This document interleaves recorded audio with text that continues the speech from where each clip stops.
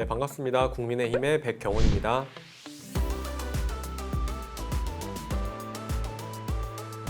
네, 여러분 안녕하세요. 더불어민주당 이동혁입니다.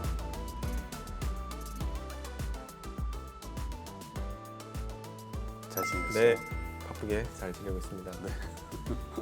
이제 국정감사가 이제 사실상 끝났네요. 네, 사실상 이제 마침표를 네. 찍었죠.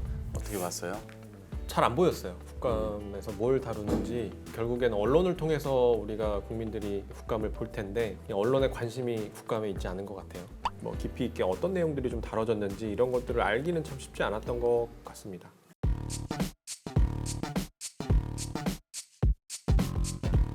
그 국토위에 이제 김상훈 의원께서 LH 관련된 질의를 하셨어요. 그래서 전현직 직원들이 부동산 투기를 했다. 이게 200억대가 넘거든요. 심지어 그 직원들이 법인도 막 만들어요. 지인이나 친척들 이렇게 차명을 통해서 그런 이제 거래를 하기도 했고요. 근데 이게 지금 현재 수사 중이래요. 그래서 지금 이 투기 액수가요. 지금 밝혀진 것만 217억 원 정도 되는데 이것이 훨씬 더 늘어날 수 있을 것이다. 이제 이렇게 보면서 부동산 문제에 관해서 아주 뼈아픈 지적을 했습니다. 그래서 이것은 사실 지금 여당이 무한 책임을 지고 있고 민주당 정부가 LH나 이런 것들 다 소관 기관으로 다 두고 있기 때문에 그 책임에 대해서 우리가 비껴날 수가 없을 겁니다.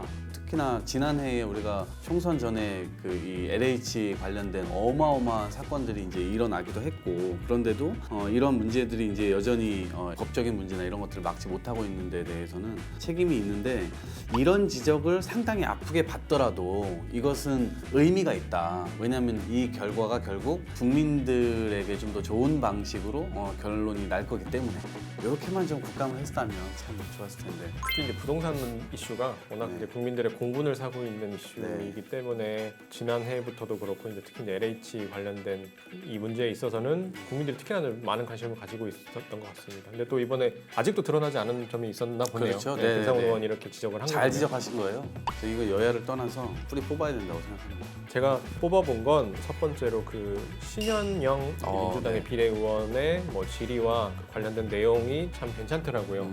특히 이제 코로나를 겪으면서 우리가 이제 의료 체계, 시스템 이런 것들에 대한 재점검이 이루어졌었는데 근데 그런 부분들에 있어서 비대면으로도 우리가 진료와 처방을 할 수 있는 이런 이제 길을 처음으로 연 회사를 이야기를 하면서 뭔가 그럼 정부가 어떻게 해야 되는지 이런 것들을 미래지향적으로 잘 이야기해 준 것 같고 특히나 이제 의료, 보건 이런 쪽은 국민의 생명과도 직결되는 문제이다 보니까 조심스럽게 접근할 필요 그리고 이제 보수적으로 좀 접근할 필요가 있다라고 하는 지적은 이제 뭐 저희가 타당하게 또 들어야겠지만 이건 이제 피할 수 없는 과제이고 피할 수 없다면 이걸 어떻게 우리가 건강하게 이끌어갈 것인지 이런 부분들에 대한 적극적인 논의가 좀 필요하다고 생각합니다. 저도 이제 공감을 많이 하고요.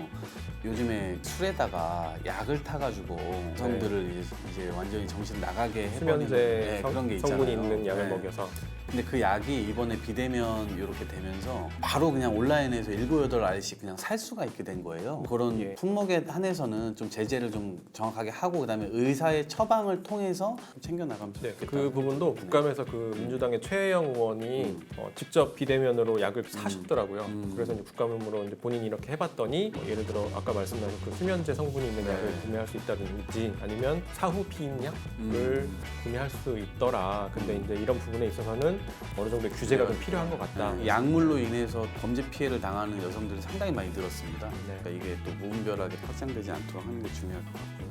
그 다음에 이 이미자 의원님, 환노위 소속이셨거든요. 이분이 질의를 했던 게 청년 추가 고용 장려금 있잖아요. 이게 2017년 이후로 4조 670억 정도의 예산이 이제 투여됐는데 고용을 계속해서 유지시켜주고 중소기업으로부터 받지 못하는 금액을 일정 부분 정부가 좀 채워주면서 그 고용을 좀 유지될 수 있도록 하는 건데 3년 내까지 이제 버틴 경우는 39.3%. 그래서 이것에 대한 부분이 근본적으로 돈만 채워준다고 되는 것인가에 대한 또 의문이 좀 있을 것이고 그 기업에서의 처우, 환경, 일, 노동의 어떤 강도 이런 것들이 좀 작용되는 것이 아닐까 싶어요. 저도 이 문제를 한번 들여다본 적이 있는데 이게 참 누구 때문이다라고 하기가 참 어려운 문제더라고요. 그러니까 물론 이제 기업 입장에서도 이제 정부에서 그 지원금을 받고 또 청년들이 지원을 하기도 하지만 회사에서 근무를 계속 한다라는 것은 사실 여러 가지가 참 맞아 떨어져야 되는 거잖아요. 뭐 현실에서는 그걸 맞추기가 참 쉽지는 않은 것 같습니다.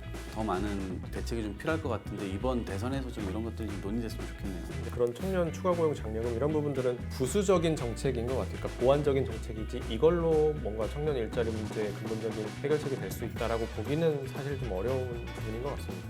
저는 이제 두 번째로 뽑아본 게 최혜영 비례의원이에요. 그분이 이제 보건복지위 국민연금공단의 국감에서 그러니까 이례적인 질의 내용이었던 것 같은데 이제 문재인 정부 들어서 이제 연금 개혁에 대한 노력을 좀 게을리했다라고 하는 그런 지적을 해주셨어요. 이게 자칫 결국엔 이렇게 가면 이 부담이 미래 세대로 정화가 된다라고 말씀을 하시면서 연금 개혁위원회를 하루빨리 조속히 다시 설치를 해서 논의를 진행을 시켜야 된다라고 이렇게 지적을 해주셨어요. 물론 이제 아주 디테일한 부분들도 같이 거론이 되었던 건 아닌 것 같은데 대선을 앞두고 있는 이 상황에서 그래도 이렇게 용기 있게 꺼내주셨다는 것만으로도 참 대단한 일이라고 생각합니다. 지금 이 연금과 관련된 거는 국회가 개혁 권한을 갖고 있어요. 그러다 보니까 정쟁화되는 거예요. 그래서 여당일 때는 그 책임을 져야 되니까 이거를 하려고 하고 야당일 때는 이걸 반대로 하고 계속해서 그것이 계속 뒤로 이제 밀려지게 되는 거죠. 그리고 논쟁만 남고 결국 결과는 나오지 않고 이러다 보니까 지금의 문제가 계속 누적돼 왔고 특히나 이번 정부 들어와서는 그것을 국회로 넘겼는데 국회에서 제대로 또 논의가 안 되니까 지금 이 상황이 된 겁니다. 우리나라 이제 2025년도가 되면 초고령 사회가 되는데 이것을 빠르게 국회가 좀 결단 내리고 연금개혁위원회의 출범을 해야 되는 이 근거를 만드는 법을 빨리 통과시켰으면 좋겠습니다. 예, 결국에 이제 대선을 앞두고 있다 보니까 이 대선 주자들이 직접 이런 문제를 좀 다뤄줘야 되는 게 아닌가 싶고 우리나라에 이제 산적한 많은 과제들이 있지만 그 중에서도 이제 1번, 2번으로 이야기할 수 있는 것이 이제 연금 개혁에 대한 문제인 것 같습니다. 이 문제에 대해서 2022년 이제 새로운 대통령이 이런 문제들을 아주 힘있게 밀어붙여야 사실 이게 가능한 일이지. 이게 예를 들어 아까 말씀하신 것처럼 여야의 이런 한번 합의를 통해서 해보자라고 하면 사실 이게 진도를 나가기가 참 쉽지 않은 문제인 것 같습니다. 맞습니다. 잘 해결되길 바랍니다.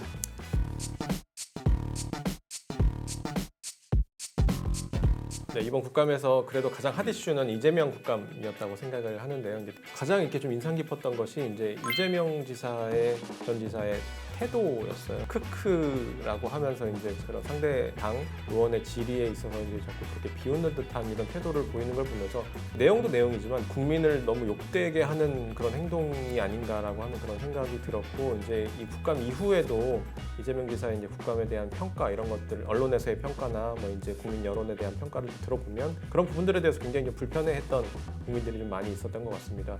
저는 이제 기억에 남는 국감 장면이 이게 이어지기 때문에 말씀을 드리면 20억 돈다발 사진 그 장면이 딱 기억에 남아요.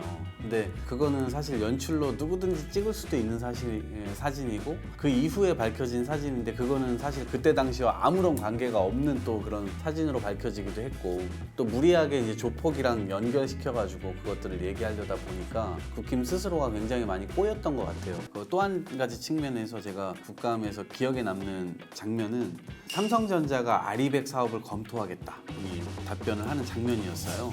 왜냐하면 2018년도에 삼성전자는 미국, 유럽, 중국 여기에서 재생에너지를 통해서 공장을 돌리고 상품을 만들겠다라고 하는 선언을 합니다. 한국에서는 이거를 하고 있지 않습니다. 그래서 그것에 대한 질의가 있었고 그것을 하겠다는 답변이 이제 나오게 된 거죠. 이 아리백이라고 하는 것은 많은 이제 이 대기업들이 재생에너지로부터 풍력과 뭐 태양광과 이런 것들을 통해서 앞으로 생산하는 이런 에너지를 사용하는 기업들과 거래를 하는 것이고 우리들 스스로도 그런 재생에너지를 통해서 국제사회의 탄소 중립에 기여하겠다라고 하는 선언입니다. 이 선언에 글로벌 국제기업들이 많이 참여를 하고 있고요. 우리나라에서도 이제 아리백 클럽에 가입을 해서 실제로 이것을 구현하고자 하는 기업들이 좀 더 많아졌으면 좋겠다는 생각에 이 국감에서 굉장히 의미 있는 성과가 있었다 이런 말씀드립니다.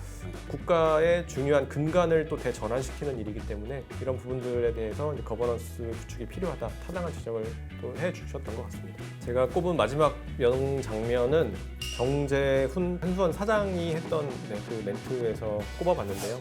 원전 없이 탄소 중립은 불가능하다라는 이야기를 했죠.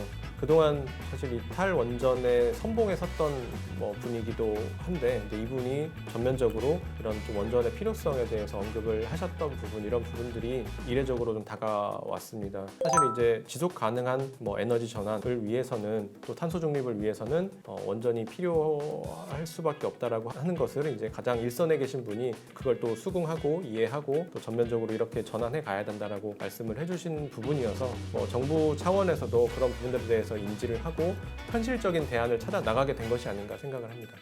이 원전을 아마 한 번에 이렇게 버릴 수가 없을 겁니다. 우리가 원전을 완전히 없애고 다른 곳에서 에너지원을 얻겠다 이것 자체도 현실적으로 지금 가능하지 않은 얘기이기 때문에 재생 에너지들을 어떻게 하면 더 늘릴 수 있을 것인가 이런 부분들에 대한 고민이 계속 필요하지 않을까 싶습니다.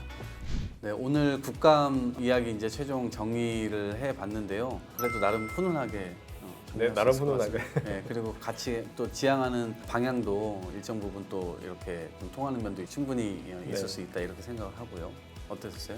국감에서 다뤄지긴 했지만 앞으로도 이 문제를 일단 수면에 드러났으니 해결해야 될 과제들이 앞으로 또 남아 있는 것 같습니다. 이런 부분들을 그럼 어떻게 우리가 또 받아 안고 현실에서 적용해가고 또 풀어갈 것인지 이런 민주당과 또 국민의힘 여야의 공이 있는 것 같고 이런 부분들에 대한 책임을 갖고 또 나서 주셨으면 좋겠습니다.